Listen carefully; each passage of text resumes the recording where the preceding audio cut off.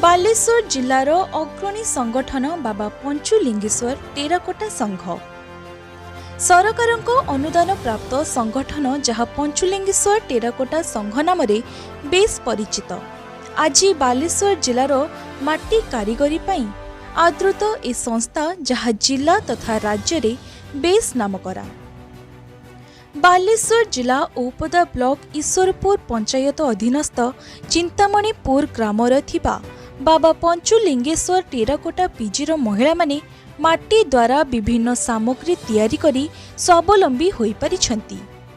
चिंतामणिपुर एही terracotta PG 30 जन महिला नै गढ़ी उठिछि। जेउ संघर महिला माने दैनंदिन सकाळ 7टारू संध्या 7टा पर्यंत माटी रे माटी होई भिन्न प्रकारर सामग्री बनाई थांती।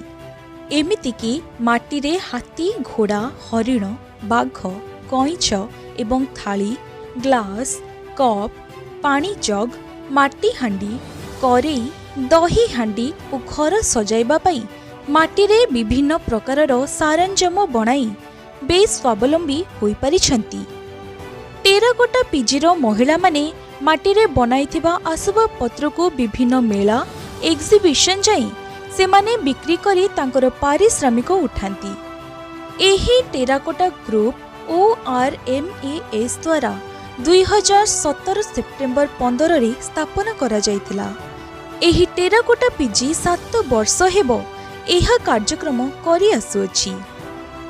डॉक्यूमेंट रे थिबा जितेंद्र कुमार विश्वालଙ୍କ द्वारा गठन करा जायतिला। एही मिशन शक्ति राज्य सरकार ओडिशा जीविका मिशन द्वारा राज्य सरकारଙ୍କ तरफरु एही टेराकोटा पीजी को 10 लाख टंकार गोटे घर, केरामी भाटी और 6 लाख टंकार माटी चापक मेसिन और 2 लाख टंकार माटी हांडी तैयारी करिबा पई 30 टी चक, KVIC तरफरु माटी खुलाइना पई 3 टी ब्लंजर मेसिन राज्य सरकारଙ୍କ तरफरु मिलिछि एवं बालेश्वर उपनिर्देशक हस्तशिल्प बालेश्वर तरफरु 2 थर 6 मासिया प्रतिक्षण देइछंती, जहा द्वारा चिंतामणिपुर ग्रामर टेराकोटा पीजीर 30 जन महिला आज स्वावलंबी होई परिछंती।